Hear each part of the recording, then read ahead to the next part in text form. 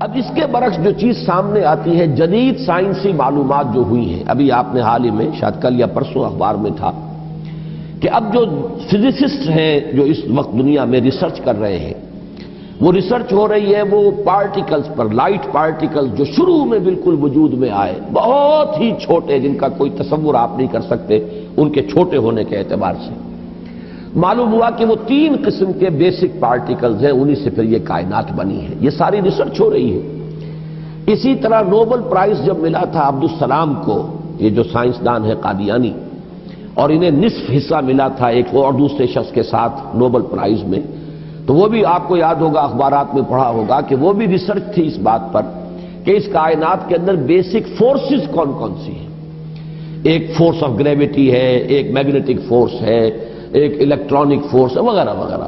اور ہو یہ رہا ہے کہ اب یہ چیزیں جیسے جیسے تحقیق آگے بڑھ رہی ہے، ان کی تعداد کم ہو رہی ہے، گویا کثرت سے وحدت کی طرف انسان جا رہا ہے، اور انسان یہاں تک جا رہا ہے کہ پوری کائنات اپنی پوری ڈائیورسٹی، اپنے پورے تنوع کے ساتھ، اس کا نقطہ آغاز جو ہے وہ بالکل ایک یا 2 یا 3 چیزیں ہیں بڑی حقیر سی، وہاں سے اس کائنات کا ارتقا ہوا۔ وہ جو theories of the creation of universe ہے کہ یہ کائنات کیسے وجود میں آئی، کریشن کیسے ہوئی، کن سٹیجز میں سے یہ کائنات گزری ہے۔ قرآن کہتا ہے کہ ایک لفظ کن ہے جس سے کہ اس کائنات کی تخلیق ہوئی۔ اللہ تعالیٰ کے اس ایک حرف کن نے سب سے پہلی شکل جو اختیار کی ہے وہ وہی پارٹیکلز ہیں نور کے، سب سے چھوٹے چھوٹے پارٹیکلز۔ یہ خنک نور کا دور ہے جس میں کہ حرارت نہیں تھی، گرمی نہیں تھی، ٹھنڈی روشنی، ایک بسیط نور تھا کہ جو اس حرف کن کے ذریعے سے وجود میں آیا۔ یہ جو دور ہے خنک نور کا، ذہن میں رکھیے، اس میں ابھی حرارت نہیں ہے، اس میں گرمی نہیں ہے، جو بھی ہے اندر پوشیدہ ہے اس کے، وہ بعد کا مرحلہ آئے گا جب میں عرض کروں گا۔ اس خنک نور کے دور ہی میں 2 چیزیں اللہ نے اس سے پیدا کی جو صاحب شعور اور صاحب تشخص ہے۔ ایک ارواح انسانیہ، وہ بھی نورانی ہے، اس نور سے بنی۔ دوسرے ملائکہ، وہ بھی نورانی ہے اور اس نور سے بنے۔ سب سے پہلے اللہ نے حضور صلی اللہ علیہ وسلم کی روح کو پیدا کیا، کیونکہ ابتدائی مرحلہ یہی ہے۔ یہ خنک نور کا دور ہے، جبکہ ابھی نہ کوئی ناری کرے تھے، نہ کہیں کسی طرح کی خاک وغیرہ کا کوئی مسئلہ تھا۔ اس کائنات میں اللہ تعالیٰ کے حرف کن نے ایک خنک روشنی کی شکل اختیار کی تھی، اس سے پیدا کی گئی ارواح انسانیہ، انہی میں ایک روح محمدی ہے صلی اللہ علیہ وسلم۔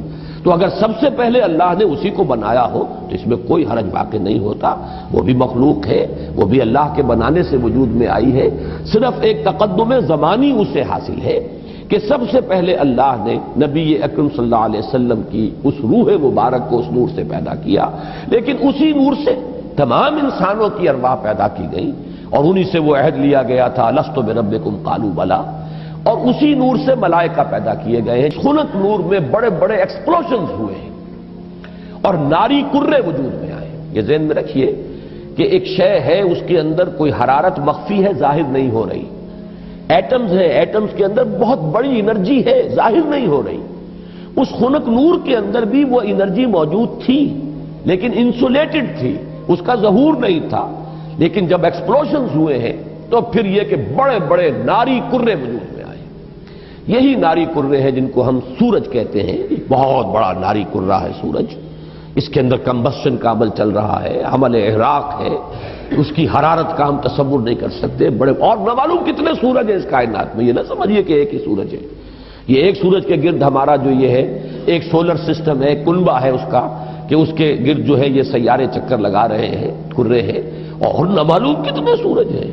پھر ایک سورج ہے اور ایک ستارے ہیں، ان ستاروں کے گرد یہ سورج اپنے کنبوں کو لے کر چکر لگا رہے ہیں۔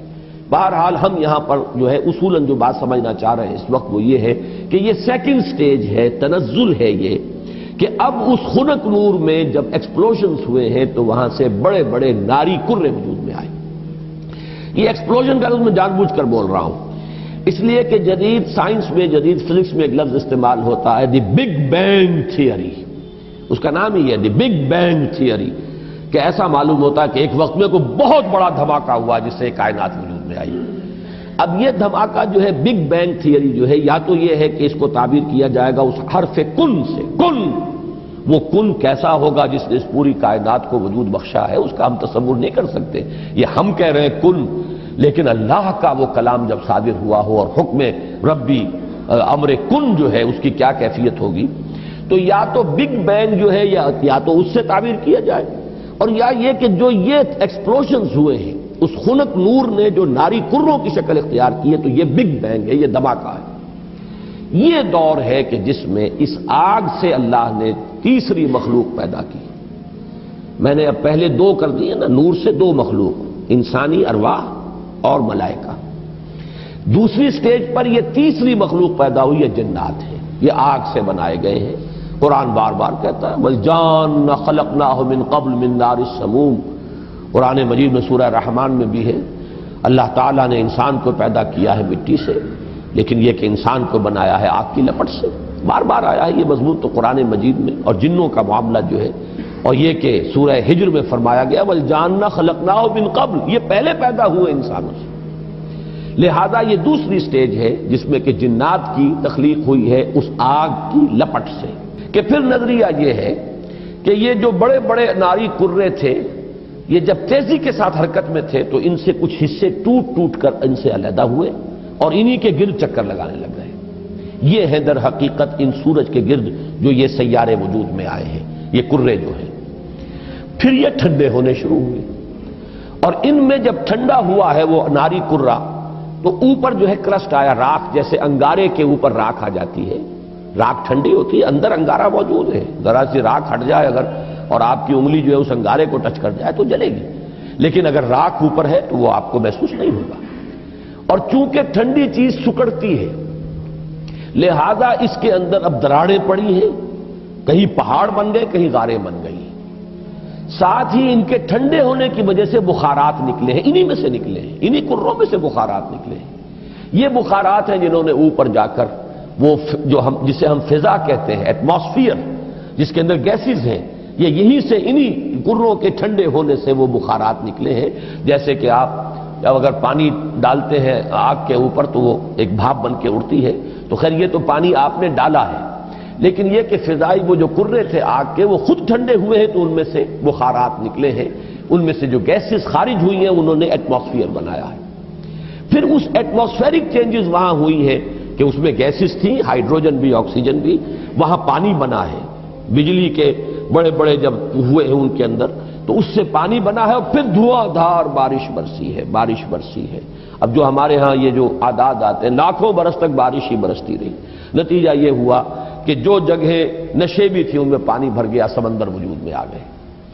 اب جہاں سمندر اور مٹی کا باہمی ربط تھا، یہ جو دلدلی علاقے کہلاتے ہیں، یہاں وہ ان آرگینک کمپاؤنڈز نے آرگینک کمپاؤنڈز کی شکل اختیار کی، یہاں سے حیات ارضی کا آغاز ہوا۔ وہ حیات نباتاتی بھی ہے اور وہ حیات حیواناتی بھی ہے، یہاں سے اس کا آغاز ہوا۔ گویا کہ کل حیوانات اور کل نباتات جو کرۂ ارضی پر موجود ہیں وہ سب کے سب در حقیقت اسی کرسٹ آف دی ارتھ سے وجود میں آئے ہیں۔ پانی اور اس مٹی کا امتزاج اور دلدل کی شکل اس کا بن جانا، اور وہاں سے ان آرگینک کی بجائے آرگینک کمپاؤنڈز کا وجود میں آنا، اور اس سے حیات کا آغاز، خواہ وہ نباتاتی حیات ہو اور خواہ وہ حیواناتی حیات ہو۔ اس حیات کا ارتقاء ہے کہ جو پھر انسان تک پہنچا ہے، وہ اس حیات، سمجھیے کہ حیات ارضی، چاہے نباتاتی ہو اور چاہے حیواناتی ہو، اس کی چوٹی کی جو شخصیت ہے وہ انسان ہے۔